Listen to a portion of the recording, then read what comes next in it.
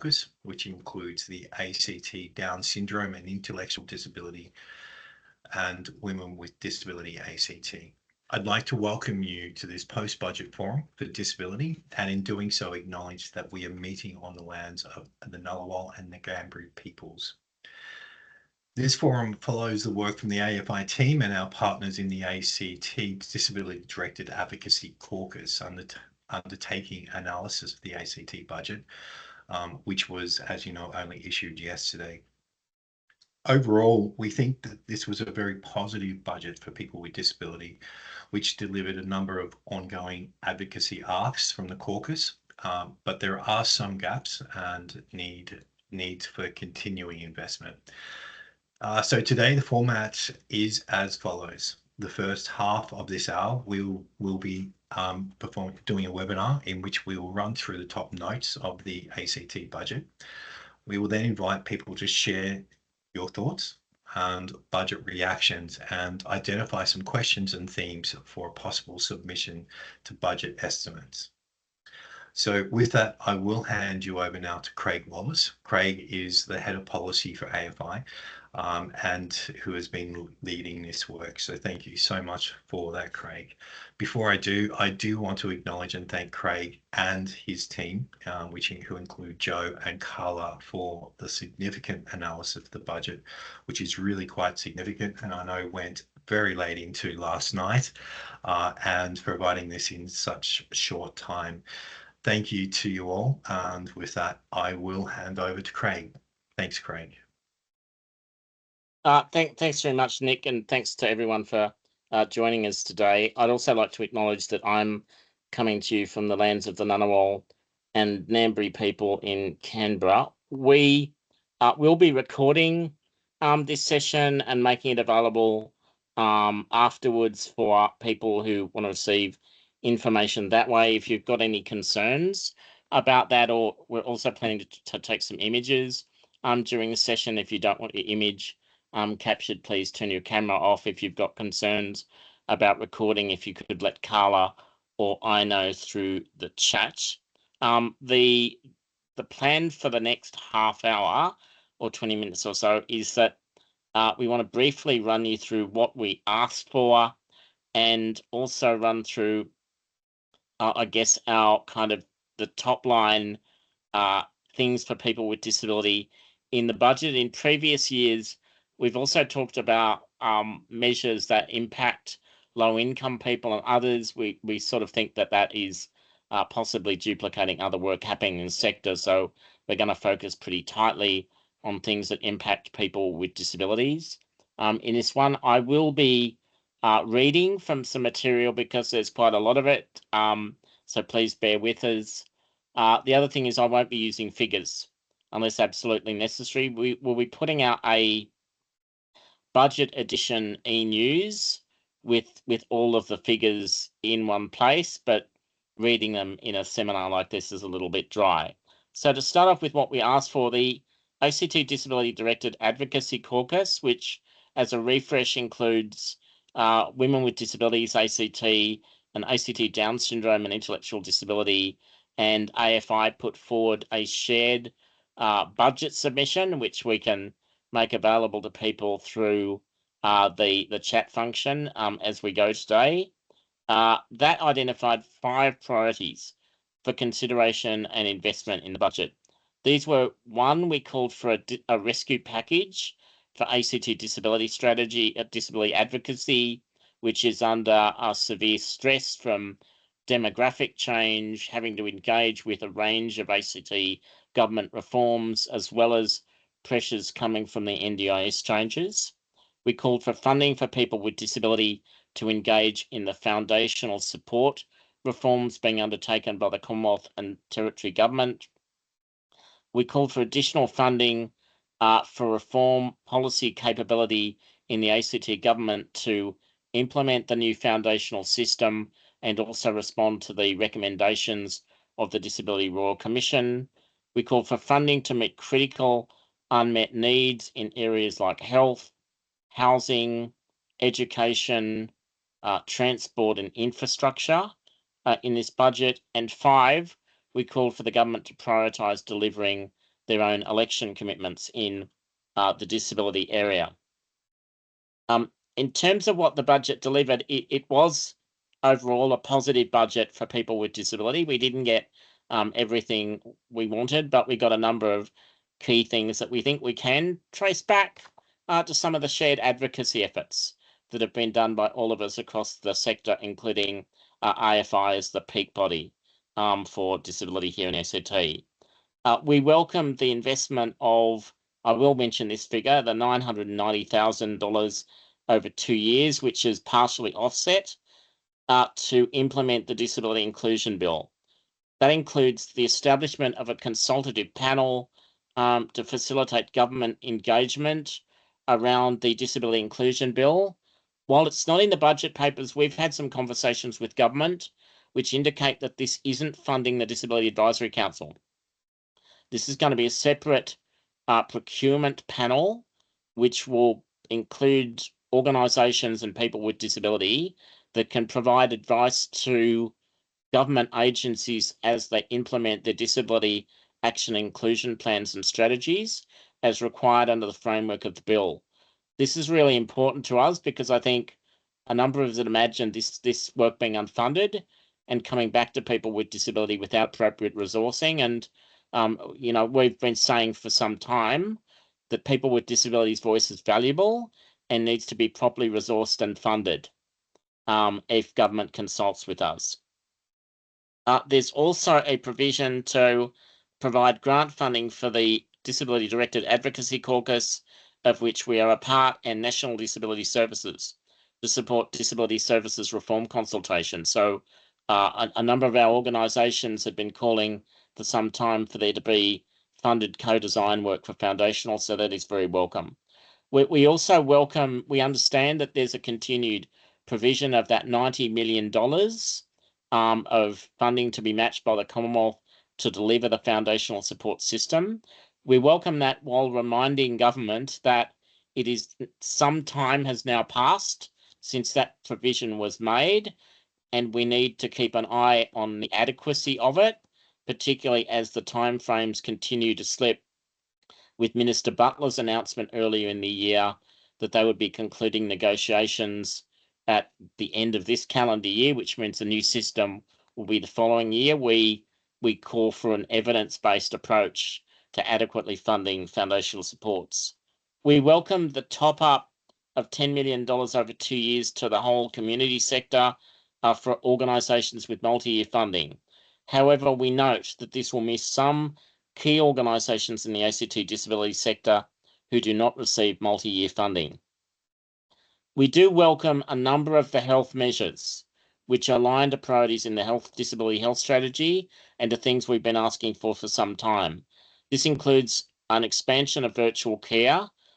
We particularly welcome investments to improve the premises at the North Canberra Hospital, which have terrible accessibility, and to build the new North Canberra Hospital. We also welcome the investments in parking at the Canberra Hospital, the work on virtual care, and some improvements to the circumstances of long stay patients at the University of Canberra Rehab Hospital. We do have some questions about that measure. We understand that funding is more about kind of removing bed block and transitioning patients out of the long stay hospital. We also think that there needs to be resources to improve the circumstances and standard of care being received by patients who are in the hospital. There are people with disabilities who are in that hospital for stretches of up to 12 months at a time who need access to things like, regular showering and personal care and assistance, which is not always consistently available and is under pressure. We welcome public space upgrades to some of the older group centres which have poor disability access across Canberra. We hope that these focus on improving accessibility. We also note the playground upgrades, the All Abilities playground in Flory, and the public toilet upgrades in older group centres. Again, we want to see those focus on the provision of accessible facilities. We particularly welcome the funding to continue the flexible public transport services to support accessible transport needs for eligible people. We welcome the continued rollout, an accelerated rollout of the battery electric buses, which are accessible buses. So they're replacing the older diesel buses. We welcome the expanded Future of Education Equity Fund. We welcome funding for digital access and equity, heating and cooling in schools, funding of the Better and Fairer Schools Agreement with the Commonwealth. However, in education, we note the lack of funding clearly earmarked for the inclusive education strategy and its first action plan to ensure that students with disability have access to mainstream schools. We'd particularly called for, and this work's been led by our colleagues in ACT DSED, who might want to speak further to it a bit later, but we'd particularly called for increases to the student loading for students with disability, more teacher assistance in classrooms, and an uptick in the effort to build and transform curricula so it's accessible to students with disabilities. We welcome the continuation of the Children and Young People Equipment Loan Scheme, where we're not quite sure why this keeps popping up as a kind of one-year funding arrangement in the budget. And I suspect we would like to see that just funded in an ongoing way, given it's a vital service for those children and young people receiving it. We welcome funding to continue delivery of the Autism Spectrum Disorder Assessment Service provided by the Child Development Service. We welcome the investments to improve access to bulk billing. Some of the work that's been done in advance of the health strategy has indicated that a lack of access to longer assessments that are bulk billed and available for people with disabilities is a real barrier here in the ACT. We welcome investment into frontline family, domestic and sexual violence services. We also welcome initiatives for perinatal mental health, the perinatal mental health mother and baby unit, and additional funding to the Wellbeing Centre and the Mental Health Alliance. Again, these are also areas where we draw on policy expertise from our colleagues in Women with Disability ACT who might want to speak to those a bit later. We support modest investments in public housing, but note that we're really only talking about, I think, 85 homes in this period. Public housing is really important in it being both accessible and affordable to people with disabilities and tightly targeted. We do think there needs to be more energy, investment and effort towards ensuring that we've got housing supply that isn't public housing, that is accessible and is affordable and appropriate built form for people with disabilities, both in the private rental market and in social housing. We welcome additional funding for domestic and family violence programs, including for Aboriginal controlled services, to implement the recommendations from the Long Yarn report, as well as funding for victim survivor voice and funding. Lastly, we welcome funding continuation for the intermediary program and to support legal aid to engage.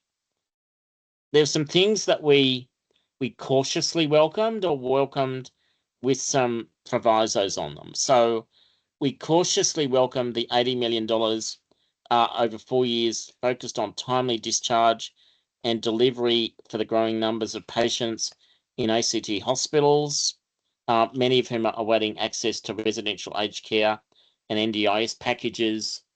I think our focus, though, is there shouldn't just be investment in moving people out of hospital when they're maybe not ready to leave hospital or the appropriate supports aren't there. We also need further investment in the hospital care. Nonetheless, people being in hospital for extended periods of time, if they don't need to be there, is not a good public health outcome or disability rights outcome. So we welcome funding that moves that along. We note funding to improve palliative and end-of-life care in the community.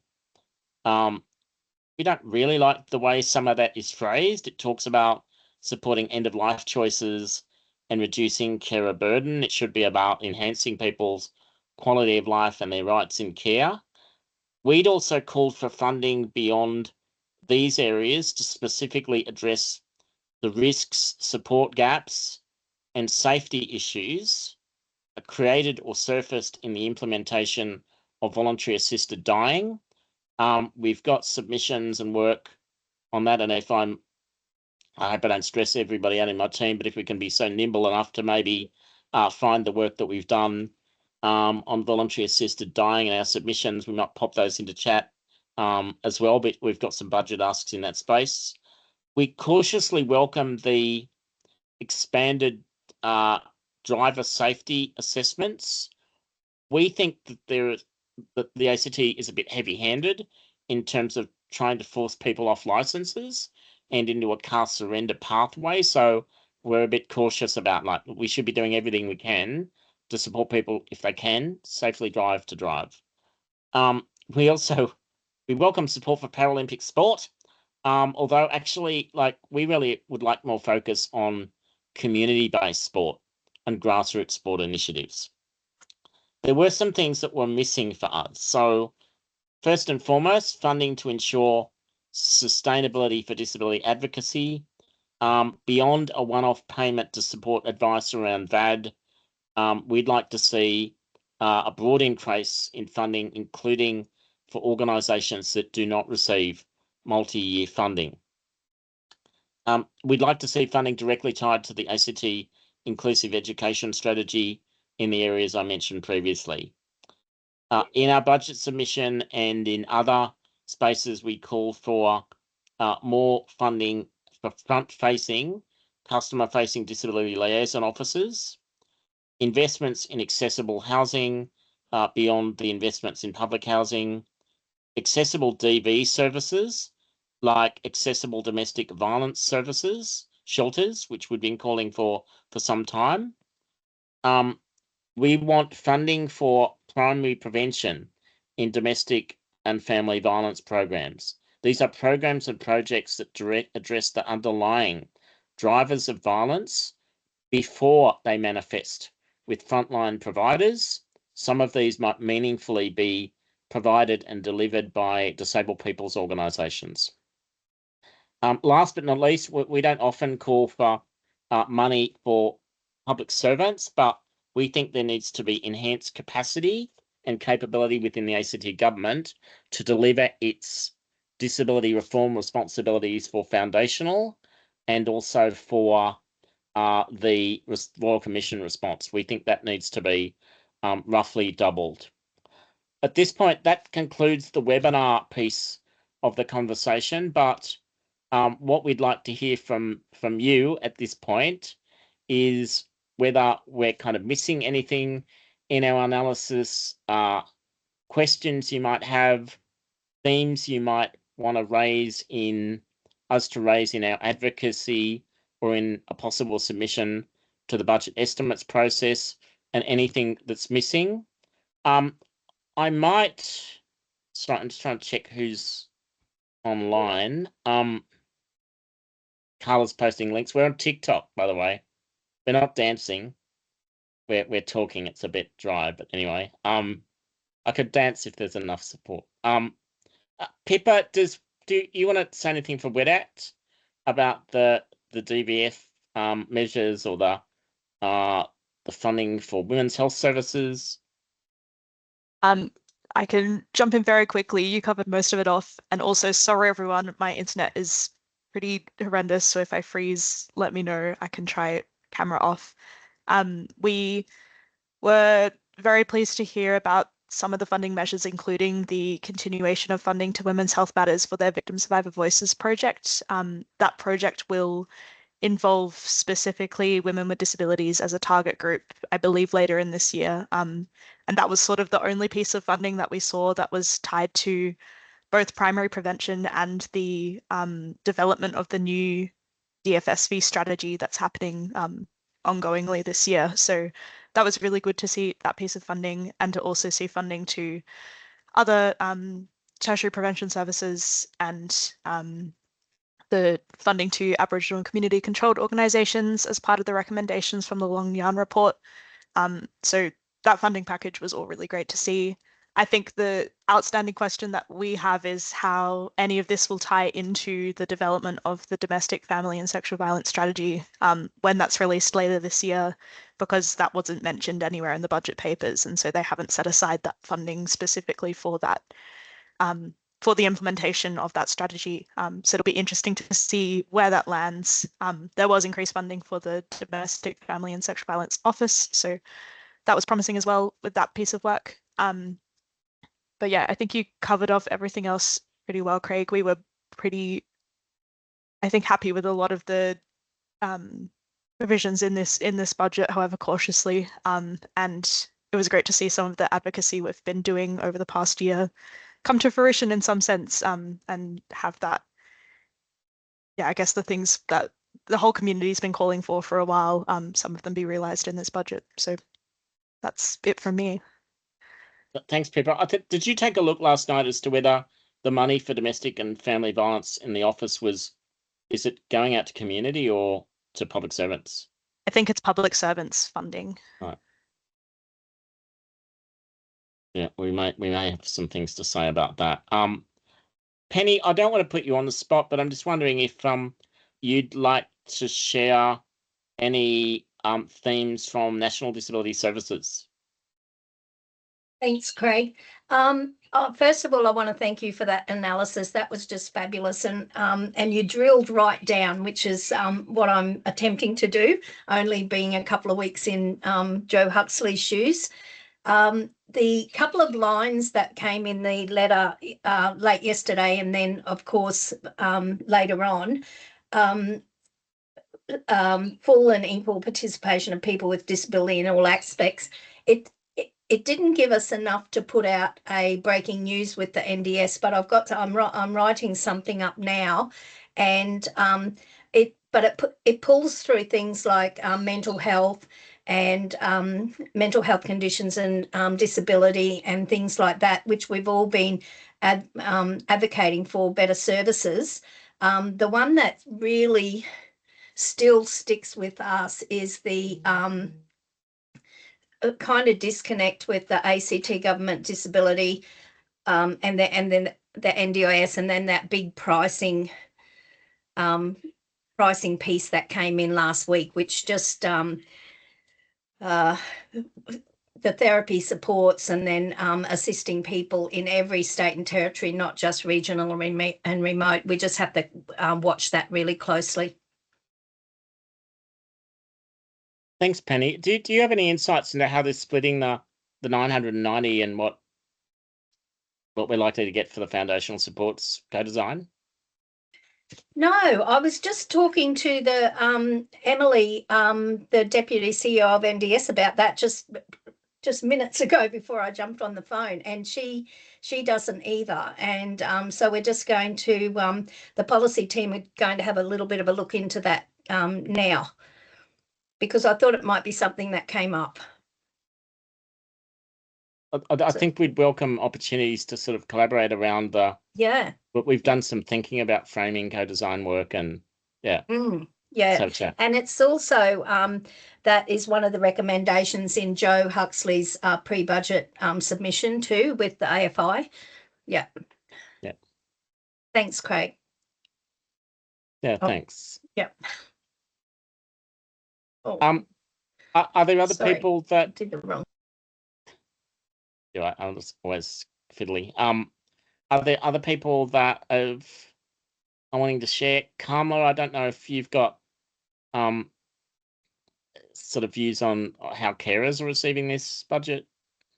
Not as yet. I'm sorry, I missed all the juicy bits early on. I've just come in late from a morning of meetings.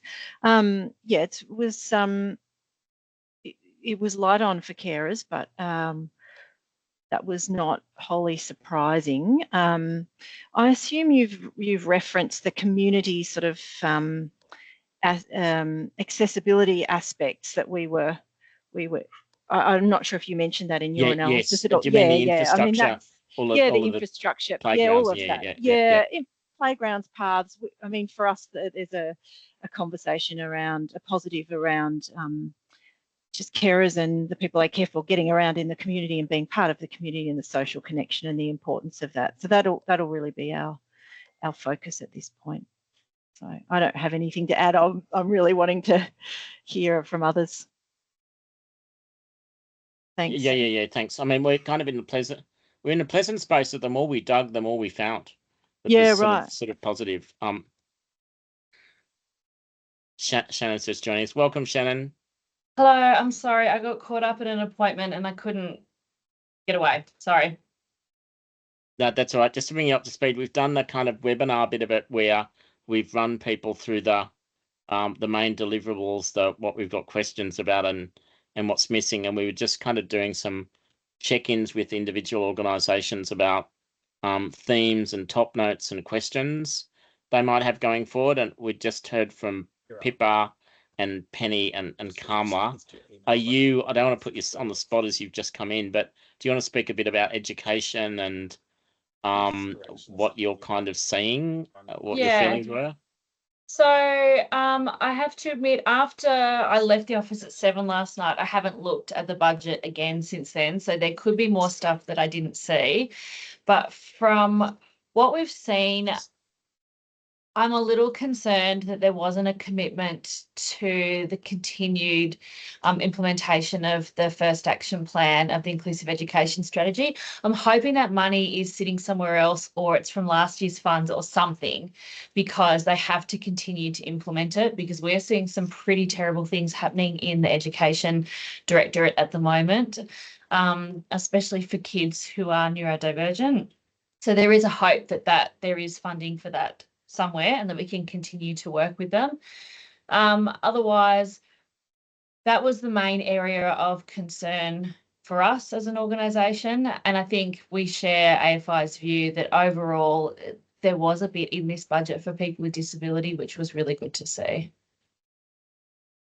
So thanks, Shannon. I just did an interview with AD Francis for ABC where she was really focused on, I mean, they want to find out what's the thing that we don't think was delivered. She was really focused on education and on the sort of, we spent about 5 minutes talking about, I think they'd like to do a deeper dive on it. So yeah, I think there's an opportunity for us to.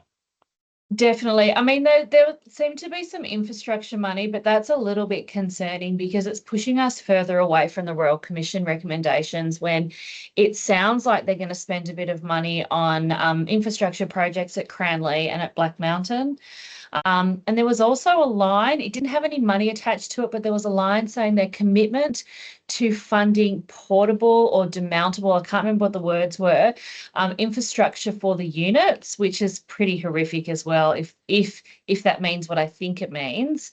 And that is that a lot of schools that don't have units, or the units are expanding these small learning programs, that they're going to put them in some type of portable demountable buildings. I hope that's not what it means. It's in the actual education outlook document. I saw that too. It was a bit of it was like going back to my childhood to see those words in there. I didn't see it didn't pick up that it was connected to units. So that's interesting if it was. Yeah, right. Yeah, look, I'm just trying to find my papers. I hope I'm wrong, but Gemma and I both read that. I was trying to look it up and we're like, what? It's the final line in that document, or the final line in the explanatory notes under education. Has anyone got it open? I think it was page 4 of the actual education outlook. Oh, it's in the specific education one. Yeah. So there is an actual education one. If you open that, yeah, we've got that somewhere. From memory, I think it's on page 4, I believe. There's a whole lot of dot points about things they're going to spend money on. It's all infrastructure. And I believe the last point was, and I hope I'm wrong, they were the notes that I've written down here. I think it comes after spending money at Cranleigh and at Black Mountain.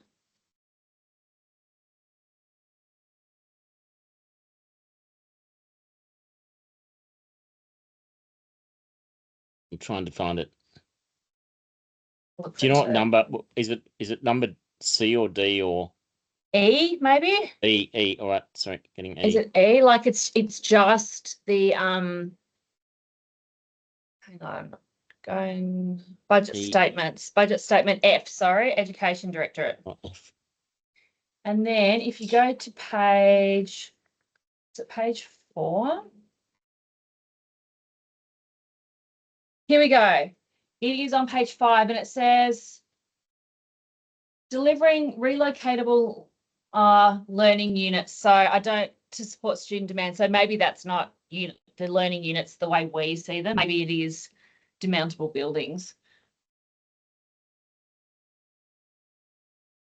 But like continuing to deliver infrastructure upgrades at Black Mountain and Cranleigh specialist schools. I'm always happy when I hear that kids with disabilities are going to have some additional money spent on them, but we do continue to question why this money can't be spent better equipping our regular schools to ensure that kids with disabilities can be included. But there's not a lot of it talks about on page 4 of that document, it talks about the inclusive education, like the inclusive education strategy, and it talks about them continuing to deliver it, but we can't find the money that's attached to that anywhere. So I think what would be good, like this money that is for the fairer education agreement, or like the federal bilateral, it'd be actually good for us to get the directorate, given that is a focus of but like 63 million is going to what that encompasses. Yeah. And where kids with disabilities and additional needs fit into that, because I mean, we only spent 1 hour and a half or 2 hours yesterday looking through the documents. So anyone that's had a much deeper dive than we did yesterday might be able to find the information that I'm looking for, but I just can't see where the money's being spent or where the money is for these items. And I don't know what people think of this idea, but given most of the people here are on the Disability and Carers Policy Group, would there be value in getting some of the directorates to come in and unpack their measures a bit more at our subsequent meeting, perhaps starting off with education, particularly what's in the bilaterals that actually delivers what's in the media statements and in the strategies. Definitely. Yeah. All right. We'll put that as an outcome. Can see people nodding on us. Jenny, from ACCOS, I don't want to put you on the spot either, but we've seen the press release from ACCOS, which I think takes a perfectly reasonable line in terms of expressing concern about some of the levies and some of the new charges and imposts on low income people. We're kind of a bit more concerned about the infrastructure that they're producing at the end of it than the levies. But do you have any sort of comments or additions to what we presented today, or would you like to talk about some of sort of ACTOS's top notes here? Sure, yeah, and thanks for that, Craig. It's an excellent summary and really good to hear about some more of the detail, because we picked up some of the kind of I think probably the more obvious top line things for the disability sector, but actually getting the detail is really interesting to hear and to compare to what we found. I did have just a very specific question first, which I just missed when you were going through your detailed analysis. And it was something that I've picked up on from some of the other policy areas that we look at when you were talking about education or funding for children. I missed what the area was, but when you were talking about it, you said, oh, it seems to be something that they just drop in as an annual fund each year, that they just give 1 year funding and then they do it again the next year, rather than actually allocating multi-year funds to it. What was that in relation to? So this isn't, it's not strictly education, it's the KPELS. So continuation of the Children and Young People Equipment Loan Scheme, which provides free short-term loans of specialist pediatric equipment and assistive tech to young people with disability or mobility needs. And every year, it's like we've provided this block of money to support the continuation of it. And I'm kind of like, well, why don't we just block fund it for 5 years? Like, it's a business we're always going to have to be in to provide non-NDIS specialist mobility and equipment. So why does it have to wait for every year to be refunded? Yeah, and I think there's probably a lot of questions like that from across the sector of where there's examples of people and particularly for people who really rely on those services, whatever it might be. I know for the community legal services, that they've had their funding changed, for instance, from being for 3 years to every 12 months, and the uncertainty that that creates. And certainly that's a sort of feeling that I've picked up in some of the conversations that we've been having, is that the budget hasn't done much to create greater certainty.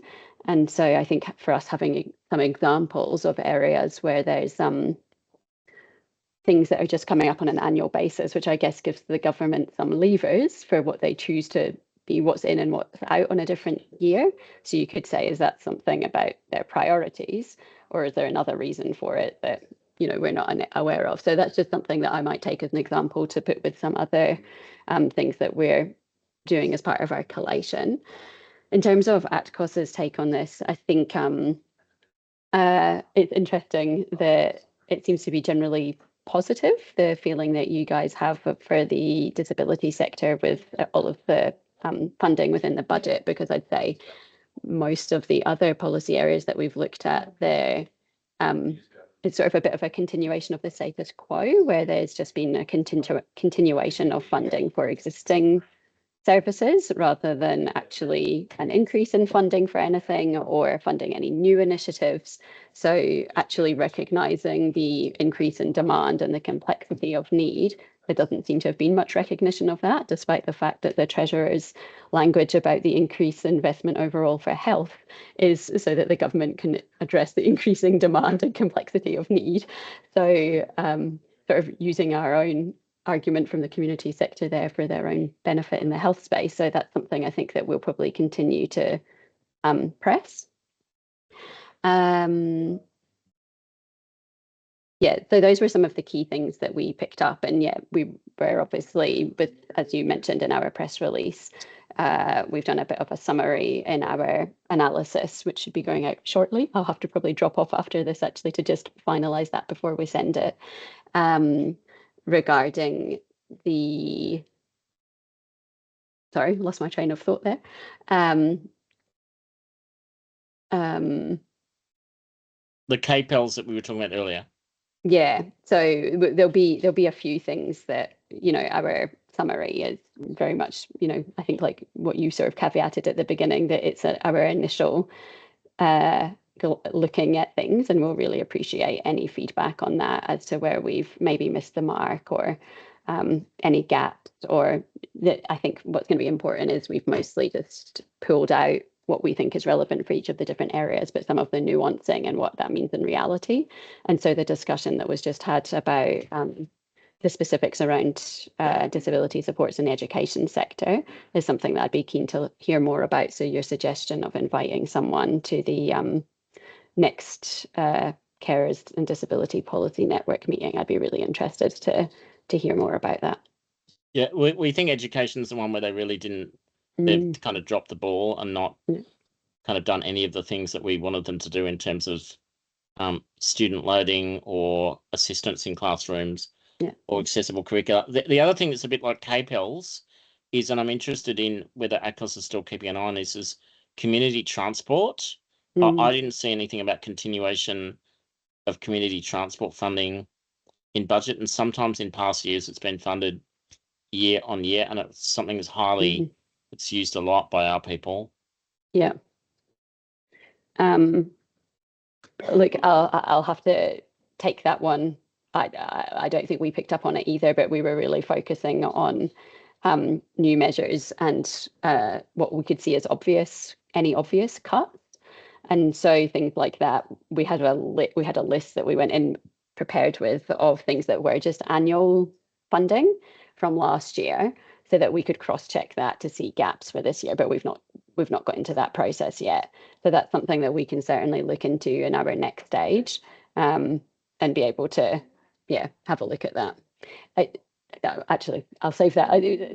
I've got a question on that for you, but I'll bring it up at the next network meeting. Yeah. We kind of, in the past, it's kind of been a bit like they think that flexible transport replaces the need for community transport investment. That is just so wrong. Like, you can't replace an accident bus that's turning up at someone's door to a community transport provider that is taking someone off to a medical appointment. Are we discussing all of this at 2?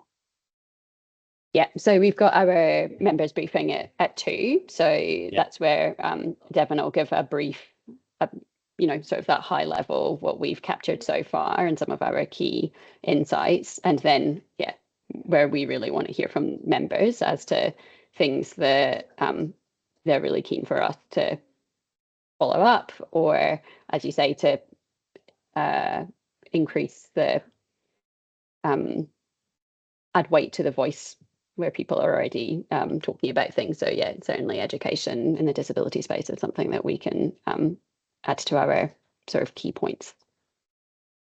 Yeah, okay. Thanks, Jenny. I saw I saw Corinne from ACT Shelter dropped in, and we were just going through and doing individual org reacts, and I mentioned housing previously that we couldn't see a lot in there aside from the public housing provision for both affordable and accessible built form. But I don't know if you want to speak a bit more about the housing package and how ACT Shelter's sort of seeing this perhaps with a disability lens on it as well. Yeah, sure, Craig. Look, I think what you've just said is pretty much it. There's actually not a lot. There are a number of measures in housing, but if we're looking at the particular interest for us in terms of housing for people on low incomes, and also ensuring that we're increasing social housing, measures that are increasing the supply of genuinely affordable housing. There wasn't a lot in this budget. There was some very modest investments, but they're not going, they're not at the scale that we've been advocating for, and to really turn around that overall decline that we're seeing in social housing.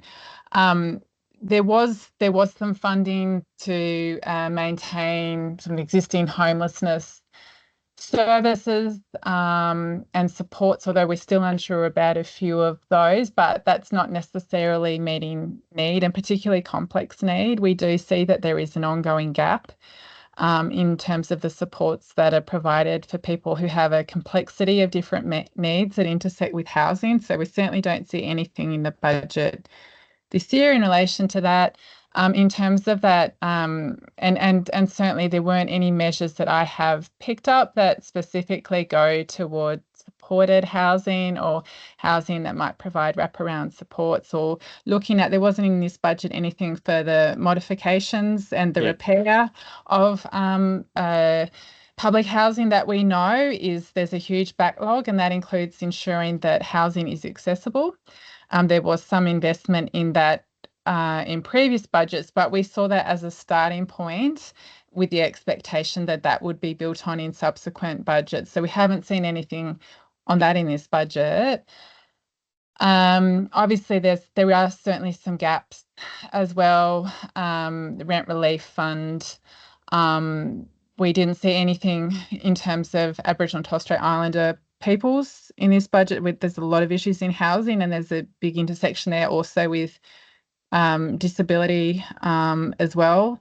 I mean, I think a lot of the housing issues do disproportionately affect people with disability. We know that. So that is, when there is that overall underinvestment, it is disproportionately affecting certain parts of the community. And so, look, overall, I think, in our top line, in our media response was that, modest investments welcome, but there's gaps, and the investments that were made were nowhere near the scale that's required. And we also, I'm loath to talk about ourselves, but our funding is not enough for us to continue as a peak body. So we do receive a small amount. I think that goes to the funding of systemic advocacy broadly. I know that that's been an issue in the disability sector as well.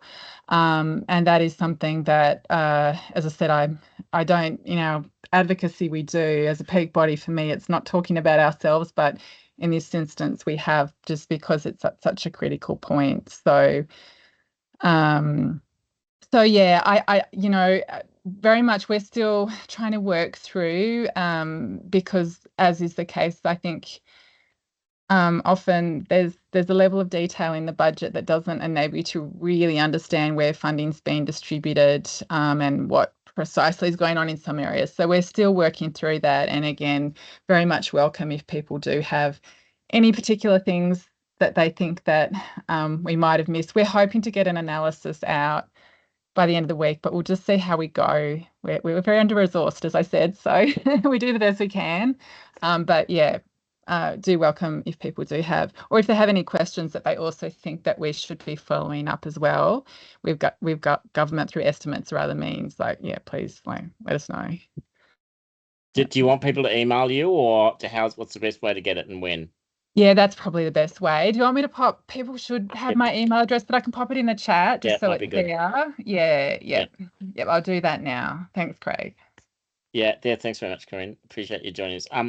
Is there anybody else that has got any questions or themes or initiatives that we might have missed? I think we've been around the room with most of you, but if not, I'll just briefly talk about sort of next steps. So I think we've sent some of you a copy of, or most of the people in this room that need to be there, a copy of our draft e-news, which is going to be our sort of version of a budget snapshot with more detailed analysis of the measures.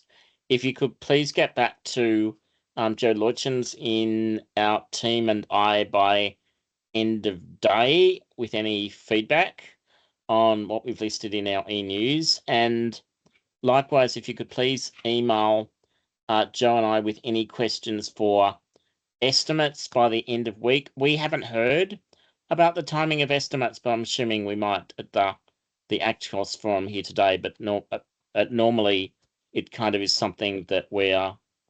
Quinn, I don't know if you've heard, but I haven't heard anything. I expect it's probably next week. That we'll have to do an estimate submission, and then probably soon after that they'll be doing appearances.